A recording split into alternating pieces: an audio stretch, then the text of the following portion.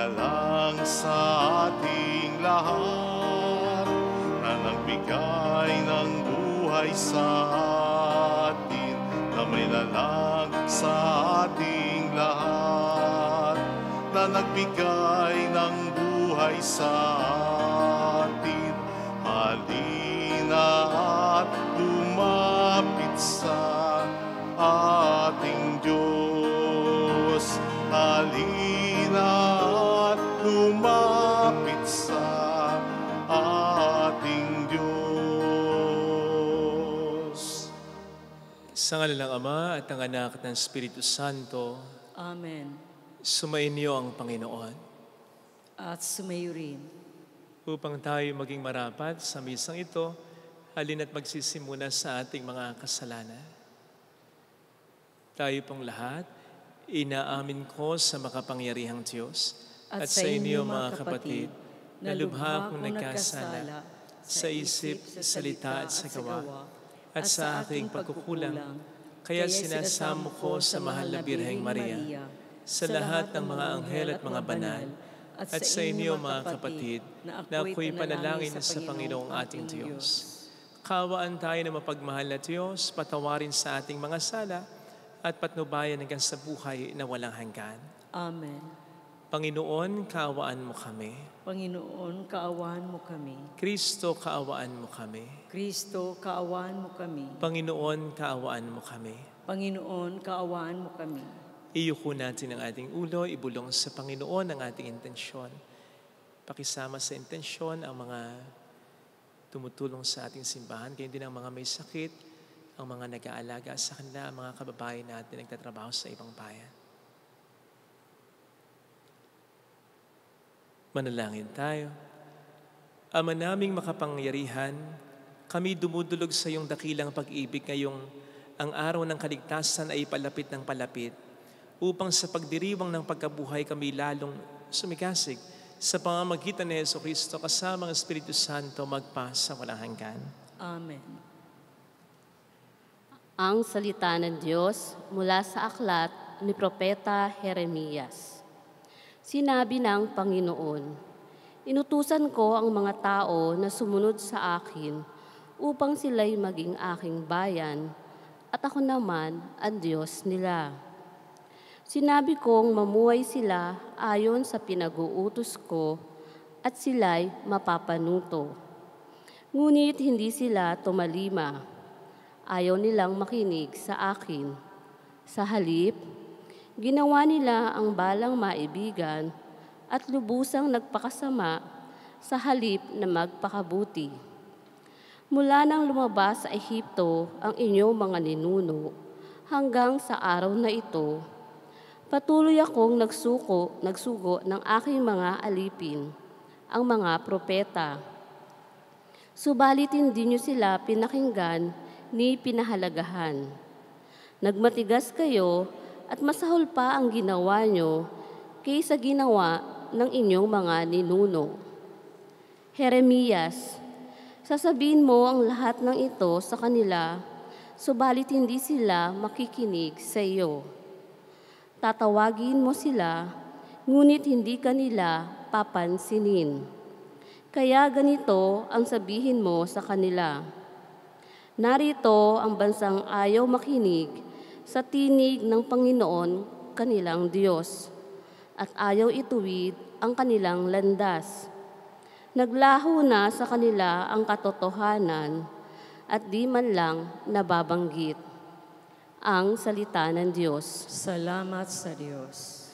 Panginooy inyong dinggin, huwag niyo siyang salungatin. Panginooy inyong dinggin, huwag niyo siyang salungatin. Tayo ay lumapit sa ating Panginoon. Siya ay awitan. Ating papurihan ang batong kublihan natit kalakasan. Tayo ay lumapit sa kanyang harapan na may pasalamat. Siya ay purihin na mga awiting may tuwa at galak. Panginooy inyong dinggin, huwag niyo siyang salungatin. Tayo ay lumapit sa kanya'y sumamba at magbigay galang. Lumuhod sa harap ng tung Panginoong sa ati lumalang. Siya ang ating Diyos, tayo ay kalinga niyang mga hirang. Mga tupa tayong inaalagaan. Panginooy inyong dinggin, huwag niyo siyang salungatin. Ang kanyang salita ay ating pakinggan. Iyang inyong puso'y huwag nating patigasin. Tulad ng ginawa ng inyong magulang, nang nasa Meriba, sa ilang ng masa. Ako ay tinuksot, doon ay sinubok ng inyong magulang. Bagamat nakita ang aking ginawang, silang nakinabang. Panginooy inyong dinggin, huwag niyo siyang salungatin.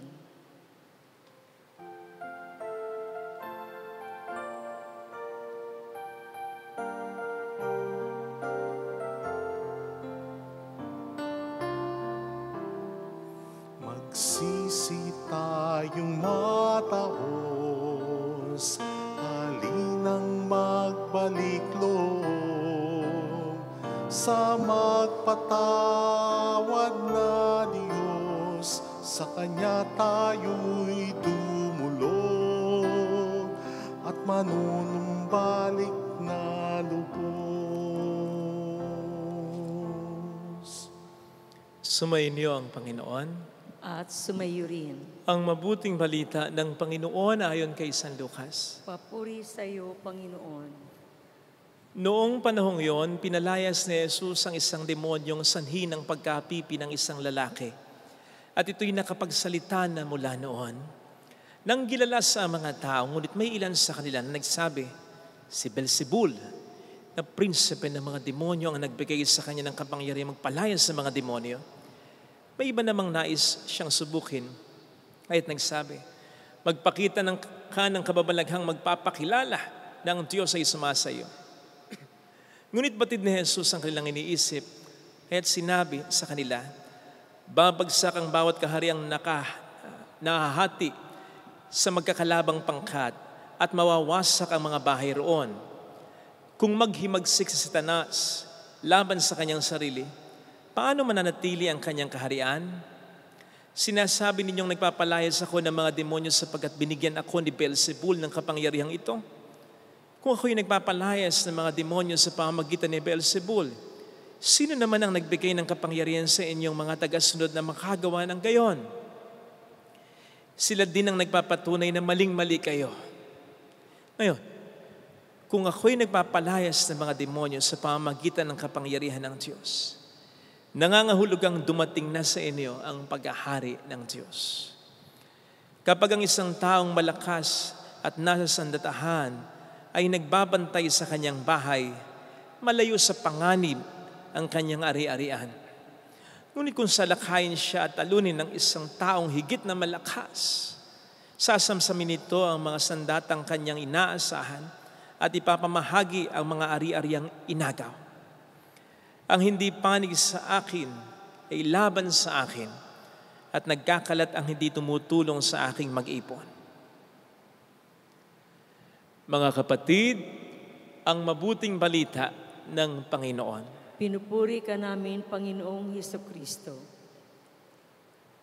Kapayapaan po, lalong-lalo na sa inyo ng mga kapatid naming may sakit na nasa kani-kanilang bahay, mga nagmamalasakit sa mga may sakit, mga nag-aalaga sa kanila, at gayon din sa mga kababayan nating nagtatrabaho sa ibang lugar para sa kani-kanilang pamilya. Mabuhay po kayo.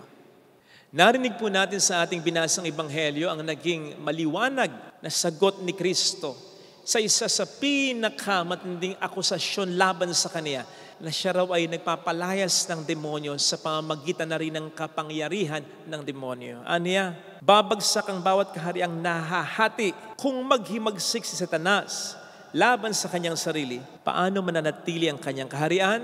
In other words, Satan cannot and will never act against himself. Yan ang katotohanan.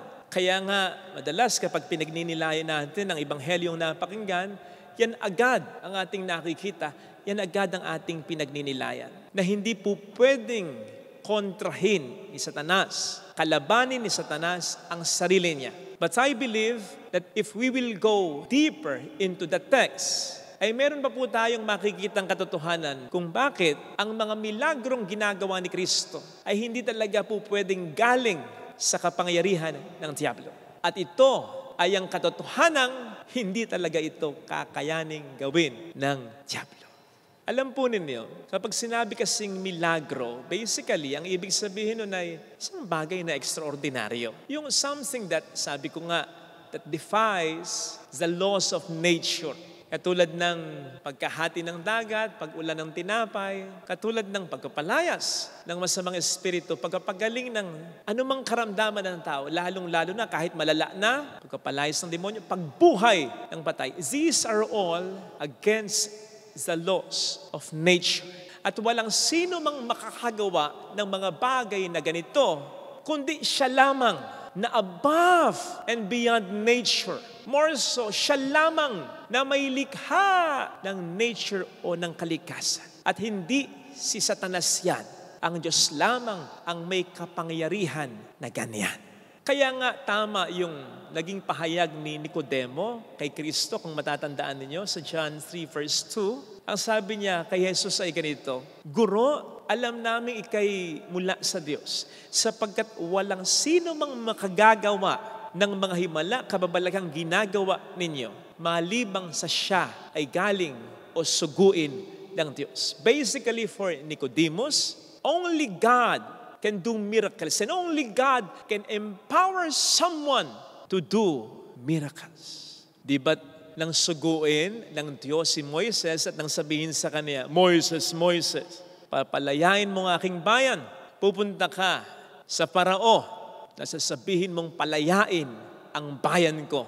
Hindi po madaling task ito. Ang Parao, ang pinakamakapangyarihang tao dati sa buong mundo. Ang Ehipsyo, ang pinakamakapangyarihang bayan noon sa buong mundo. Tapos pupunta ka at sasabihin mong palayain mo nga ang mga alipin mo. Napakahirap nun. Kaya nga, ano ang sabi ni Moises sa Diyos? Lord God, paano ko paniniwalaan ng Farao at maging ng mga kababayan ko, ng mga Israelita? Ano ang isa sa mga sinabi ng Diyos kay Moises? O yan yung tungkod mo, ihagis mo. Nang ihagis ni Moises, ito'y naging ahas. Ang sabi ng Diyos, damputin mo sa buntot ang ahas. Ang damputin ni Moises, ito ay muling naging tungkod. Ipasok mo yung kamay mo sa damit mo, sa bandang dibdib mo. Ano ang nangyari? Nagkaroon ng parang mga kaliskis si Moises, parang ketong. O ilabas mo ang kamay mo. Ano nangyari? Nawala ang ketong nito. Ang sabi pa ng Panginoon, kung hindi pa maniniwala sa mga bagay na yan, ito pa ang gawin mo. Kumuha ka ng tubig mula sa ilog na ito at magiging dugo ang tubig na ito. Something like that, na para bang in effect ay sinasabi ng Diyos kay Moises, by the miracles that you will be doing, they will know that I am with you. Dahil tanging ako lamang ang makagagawa ng mga ipapagawa ko sa iyo. Unfortunately, hindi ito nakita o sadyang hindi talaga tinitingnan ng mga tao. Kung mapapansin po ninyo, ang issue sa Ebanghelyo ay kung kaninong kapangyarihan ang gamit ni Kristo. Maliwanag sa kanila kasi na ang mga ginagawa ni Kristo ay milagro, extraordinaryo, hindi tricks, hindi magic. Kung bakit ito ay pilit nilang ina-attribute pa rin sa demonyo. Tama na makapangyarihan ng diablo, mas makapangyarihan kaysa sa ating mga tao. Pero wala siyang kapangyarihan na gaya ng kapangyarihan ng Diyos. Kaya nga madali siyang natatalo ng Diyos at kaya nga kailanman ay hindi siya nagtagumpay sa Diyos. Balik tayo kay Moises. Natatandaan po ninyo nang makaharap niya ang parao. Anong ginawa ng parao? Tinawag ng parao ang mga matatalino sa kaniyang lugar at ang mga salamangkero, mga magicians. Bakit? Sapagkat yung tungkod nga ni Moises ay nagiging ahas Aba, akalain mong yung tungkod din ng mga salamangkero ay naging ahas din. Ngayon, nasa sa inyo kung titingnan po niyo ito bilang milagro. But I don't think so. Maliwanag ang sinasabi ng banal na kasulatan na salamangkero lamang ang mga ito. Which means, pwedeng sa kanilang stick, nandun na yung ahas. And by means of using quick tricks, biglang parang yung tungkod ay naging ahas. Now, for the sake of argument, sige, isipin na natin mayroong kapangyarihan ng demonyo ang mga salamangkero na yung tungkod talaga nila ay naging ahas. Ano naman ang sabi ng aklat ng Exodo? Kinain ng ahas ni Moises ang mga ahas nila. Which basically tells us, ito man ay galing sa kapangyarihan ng diablo. Limitado ito kung ikukumpara sa lamang na kapangyarihan ng Diyos sa Kanya. We therefore maintain, sa Diyos lamang po pwedeng manggaling ang isang milagro. Ang Diyos lamang ang po pwedeng gumawa ng milagro. Ito po ang dahilan kung bakit napakaingat ng ating inang simbahan, napakatagal mag-decide para sabihin ng isang pangyayari ay isang milagro. Halimbawa, nakakita ka ng imahe sa bato, sa kahoy, maging sa ulap. Yung imahe ay umiyak, gumagalaw, naglalakad. Gumaling sa karamdaman, umulan ng bulaklak. At yung mga bulaklak, himalang mayroong imahe, may mga images, etc. Napakaingat ng simbahan na hindi agad magpanipaniwala diyan. Kasi po pwedeng nating maibigay, mai-attribute sa Diyos ang galing pala sa demonyo. Kung papaanong po pwede rin nating maibigay o ma-attribute sa demonyo ang galing pala sa Diyos. Kaya, mag-ingat tayo.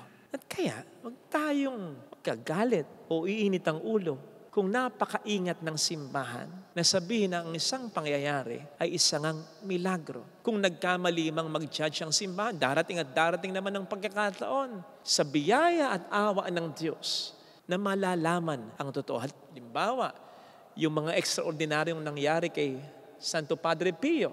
O di ba't nung una, mga kapwa pa niya pare ang nagdududa sa kanya? O hindi nga ba't nung una, hindi naman pinaniwalaan na extraordinaryong nangyayari sa kanya? Pero sa awat biyaya ng Diyos, gumawa ng paraan ng Diyos upang malantad ang totoo. Mag-iinit agad ang ulo, nag-iingat lang ang simbahan dahil mahirap pagkamali diyan.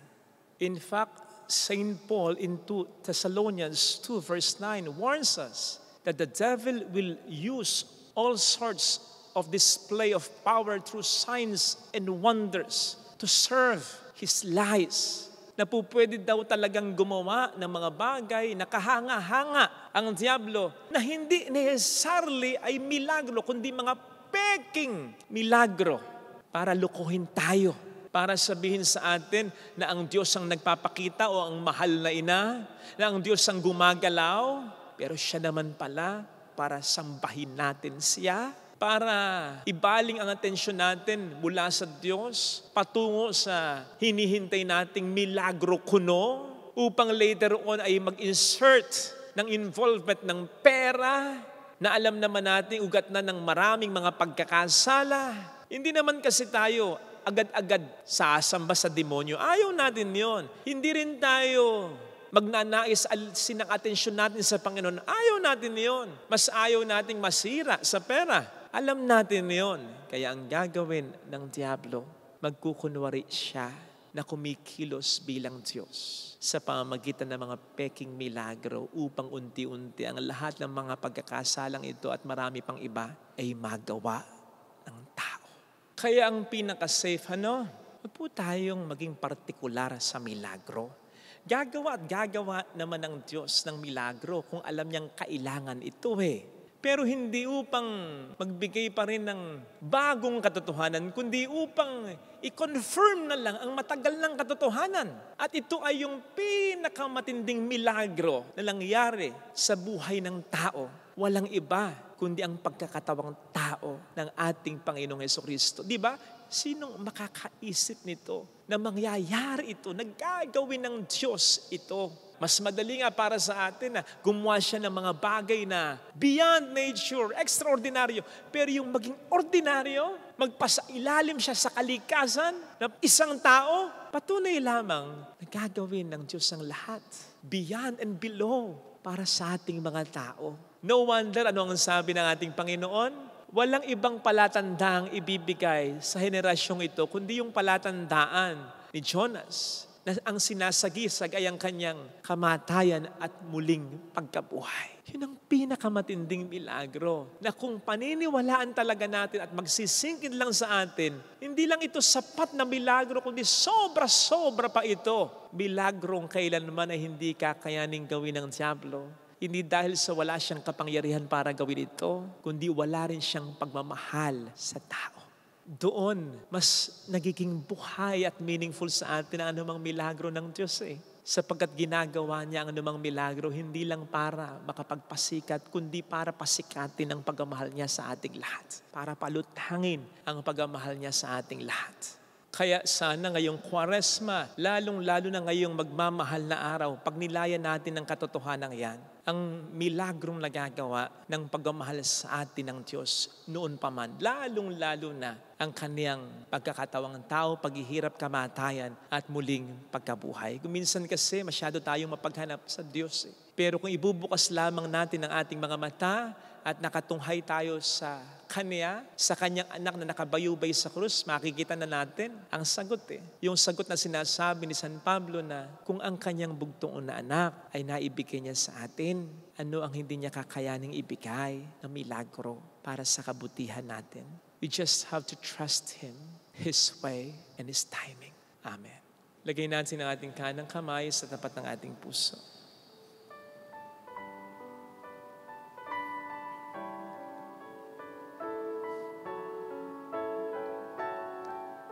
Awitin natin. Alam kong may magagawa ang Diyos.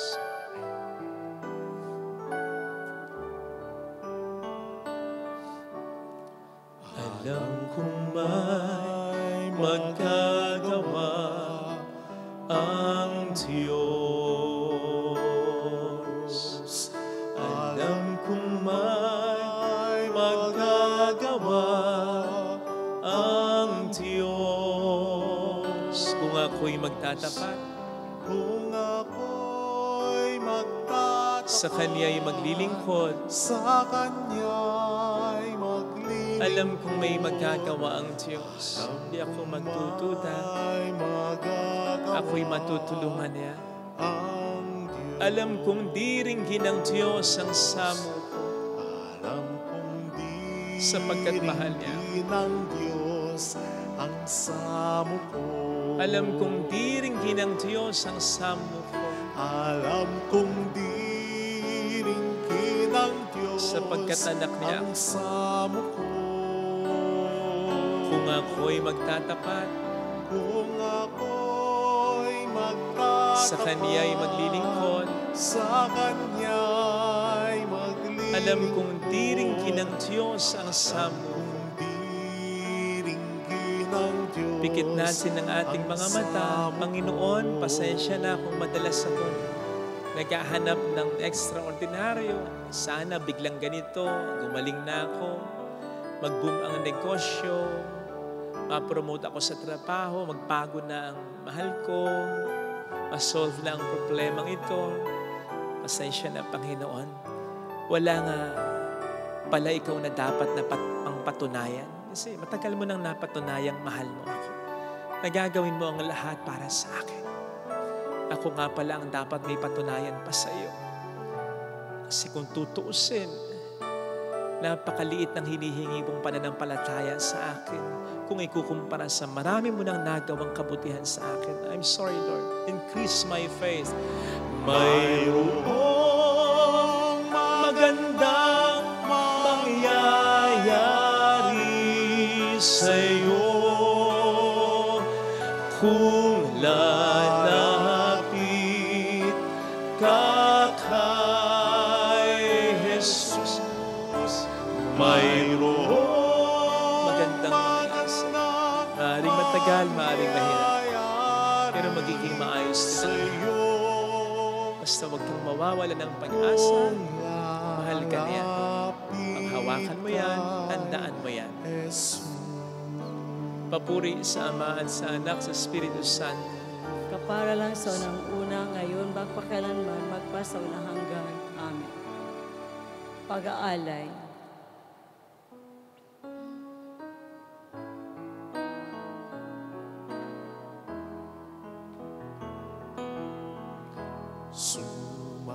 Sumasamo kami sa'yo, marapat inyaring alay. Panginoon, tanggapin mo itong alak at tinapay.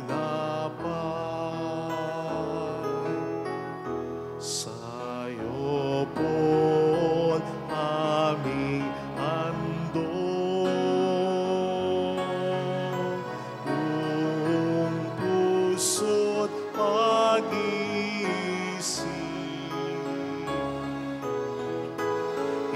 Ilayo mo sa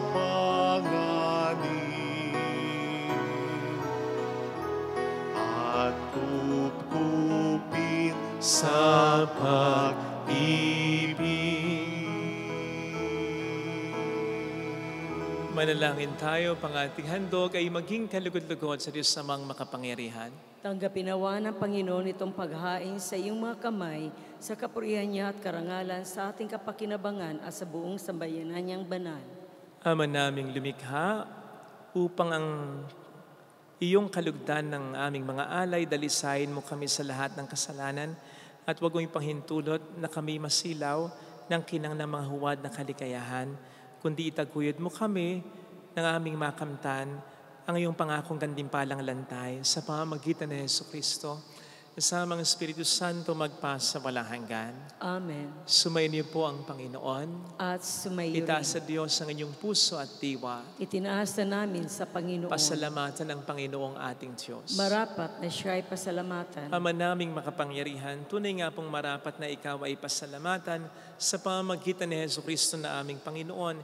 Minarapat mong ang pagtitiis para sa naghihirap ay maging tagapagpahiwatig ng pasasalamat na aming niyahain ngayong sa iyong hapag. Ang iyong anak ay ulirang tagapagbigay ng pagkasaluhan sa mga nagugutom at nauuhaw. Sa pagsunod namin sa gili mong anak, ang pagkamaawain mo ay aming ginaganap upang ang pag-iimbot ay mapawing lahat sa aming pag-uugali at gawaing binabalak. Kaya kaisa ng mga anghel na nagsisiawit ng papuri sa iyo ng walang humpay sa kalangitan, kami nagbubunyi sa iyong kadakilaan. Santo, Santo, Santo, Panginoong Diyos ng mga hukbo, napupuno ang langit at lupa ng kadakilaan mo, Hosana sa kaitasan. Pinagpala ang naparirito sa ngalan ng Panginoon, Hosana sa kaitasan. Magsiluhod tayo. Ama naming banal, ikaw po ang bukhal ng tanang kabanalan, kaya sa pamamagitan po ng iyong Espiritu, gawin mo pong banal ang mga kaloob na ito upang para sa amin ay maging katawan at dugo ng iyong anak, na aming Panginoong Jesucristo. Bago niya pinagtiis ang kusang loob na maging handog, hinawakan niya ang tinapay. Pinasalamatan ka niya, pinaghati-hati niya iyon. Iniabot sa kaniyang mga alagad at sinabi, tanggapin ninyong lahat ito at kanin. Ito ang aking katawan na ihahandog para sa inyo.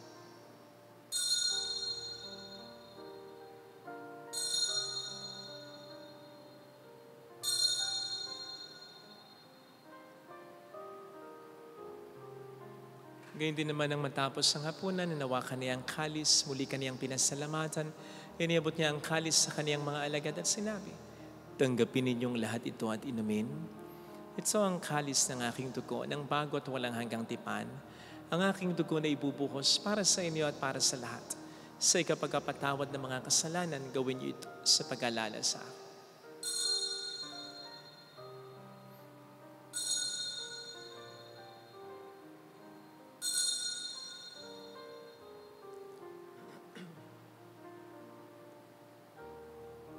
Ipagbunyi natin ang misteryo ng ating pananampalataya. Si Kristo'y namatay, si Kristo'y nabuhay, si Kristo'y babalik sa wakas ng panahon. Ama, ginagawa namin ngayon ang pag-alaala sa pagkamatay at muling pagkabuhay ng iyong anak, kaya nialay namin sa iyong tinapay ng buhay at ang kalis ng kaligtasan. Kami nagpapasalamat dahil kami iyong minarapat na tumayo sa harap mo para maglingkod sa iyo. Isinasamo namin kami na magsasalo sa katawan at dugo ni Kristo ay mabuklod sa pagkakaisa sa pamamagitan ng Espiritu Santo. Ama, lingapin mo ang iyong simbahang laganap sa buong daigdig. Puspusin mo kami sa pag-ibig. Kaisa ni Francisco na aming Papa, ni Dennis na aming Obispo at ng Tanang Kaparian. Alalahan mo po ang mga kapatid naming nahimlay. Nang may pag-asang sila'y muling mabubuhay, lalo ng aming mga ipagdarasal. Saglit tayong tumahimik at ipagdasal ang ating mga minamahal na yumao.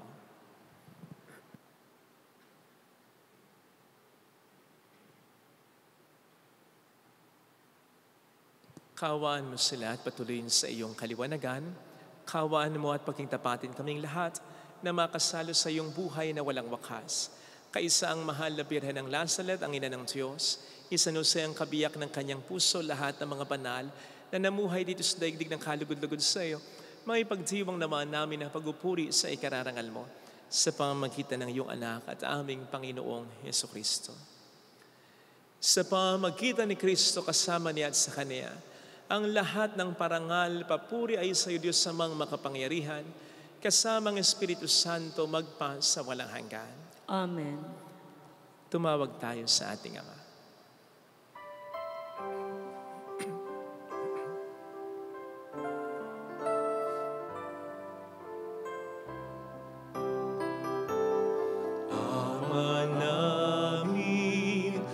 Sumasalangit ka, sambahin ang ngalan mo, mapasa amin ang kaharian mo, sundin ang loob mo dito sa lupa para nang sa langit. Bigyan mo kami ngayon ng aming kakanin sa araw-araw at patawarin mo kami sa aming mga sala para ng pagpapatawad namin sa nagkakasala sa amin, at huwag mo kami ipahintulot sa tukso at ihadya mo kami sa lahat ng masama. Iniling namin kami adya sa lahat ng masama, pagkalooban ng kapayapaan araw-araw, iligtas sa kasalanan, sa kapahamakan, sa mga seryosong karamdaman. Samantalang aming pinaghahandaan ang dakilang araw ng pagkapahayag ng tagapagligtas namin sa Heso Kristo. Sapagkat iyo ang kaharian, ang kapangyarihan, ang kapurihan, magpakailanman. Amen. Panginoong Heso Kristo, sinabi mo noon, sinasabi mo rin sa amin ngayon, kapayapaan ang iniiwan ko sa inyo, ang aking kapayapaan ang binibigay ko. Tunghayin mo ng aming pananampalataya, huwag ang aming pagkakasala. Pagkalooban mo kami ng kapayapaan at pagkakaisa sa iyong kalooban. kasama ang Espiritu Santo magpasa walang hanggan. Amen. Ang kapayapaan ng Panginoon ay sumainyo nawang lahat. At sumayo rin. Magbigayan tayo ng kapayapaan sa isa't isa. Peace be with you. Kapayapaan. Kordero ng Diyos na nag-aalis ng mga kasalanan ng sanlibutan, maawa ka sa amin. Kordero ng Diyos na nag-aalis ng mga kasalanan ng sanlibutan, maawa ka sa amin. Kordero ng Diyos na nag-aalis ng mga kasalanan ng sanlibutan, ipagkaloob mo sa amin ang kapayapaan. Narito sa harap natin ng Panginoon ang ating buhay at kaligtasan. Mapalad tayong inaanyayahan. Panginoon, hindi ako karapat-dapat magpatuloy sa iyo, ngunit sa isang salita mo lamang ay gagaling na ako.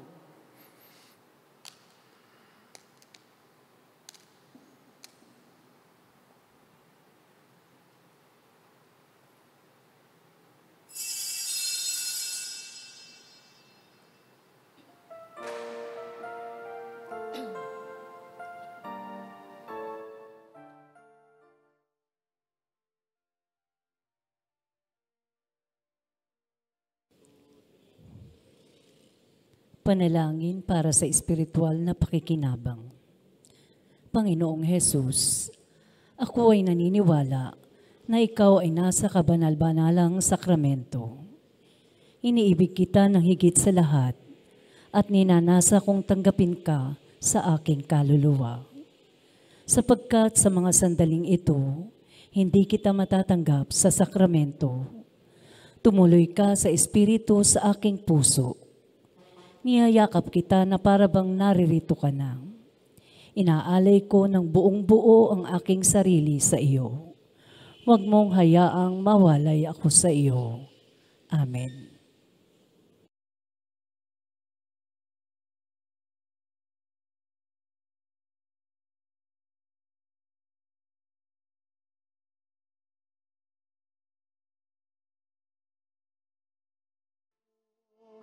Mabuhay man o mamatay pagkat niyakap niya ang sangkatauhan, kamatay ay nagiging buhay kung sa Kanya tayo'y nakasalalay. Christi sumus, tayo'y kay Kristo. Sadyang tapos ang ating pagkatao upang tukdi ng tawag na maging lingkod. Ngunit walang pangamba pagkat kapiling siya. Siya ang buhay ng ating buhay. Tayo'y kay Kristo, mabuhay man o mamatay pagkat niyakap niya ang sangkatauhan, kamatay ay nagiging buhay kung sa Kanya tayo'y nakasalalay. Christi sumus, tayo'y kay Kristo.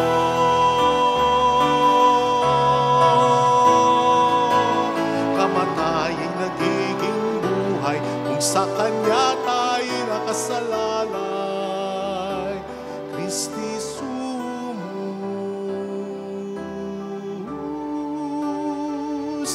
tayo'y kay Kristo.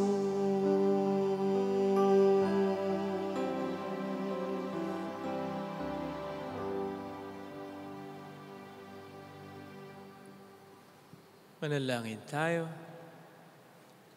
Ama naming mapagmahal, kaming pinagsalo mo sa banal na pakikinabang ay iyong tulungang maisalob at maisakatuparan ang iyong pagligtas na aming pinagdiriwang. Sa pamamagitan ni Jesucristo, kasama ang Espiritu Santo magpasa walang hanggan. Amen. Holy God, Holy Mighty One, Holy Immortal One. Have mercy on us and on the whole world. Holy God, Holy Mighty One, Holy Immortal One. Have mercy on us and on the whole world. Holy God, Holy Mighty One, Holy Immortal One. Have mercy on us and on the whole world. Jesus, King of Mercy, We trust in you. alalahanin Alalahanin, O mahal na Birhen ng Nazaret, ina ng pag-asa, ikaw ang nagpaalala sa amin magbalik loob sa Ama. Ito ang nagpapatunay na ang kagandahang loob mo'y nanatiling busila. Sa pag-aaruga mo sa amin, tungkulin mo'y tinupad. Sa paanan ni Kristo, itinuring mo kaming mga tunay mong anak. Kaya ninais mo ni Isay huwag mapahamak. Maging sa iyong walang tigil na pananalangin, pati luha ay pumatak. Huwag nawang mawala ng saysay ang iyong paghihirap.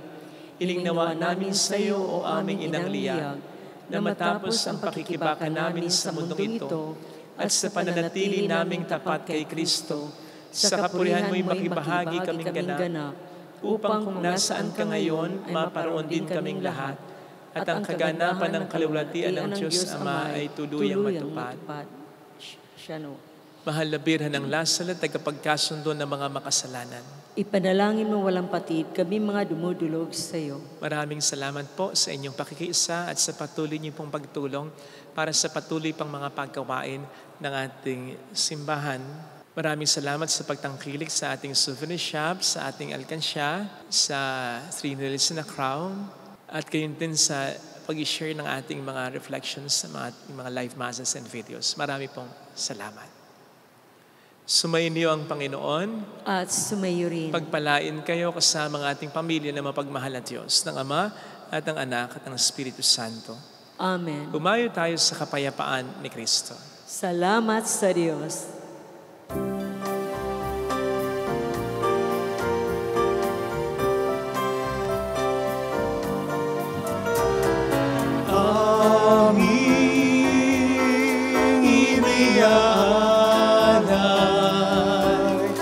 Ang pag-ibig na walang kapantay, o kay sarap mabuhay kung may nagmamahal, pagmamahal na tunay at laging dalisay. Ang Birhen kong umibig ay walang sintamis, pagsintang sa kalinis, sa iyo hanggang langit. O Birhen, Birheng mahal, sa awit at sa dasal. Amen.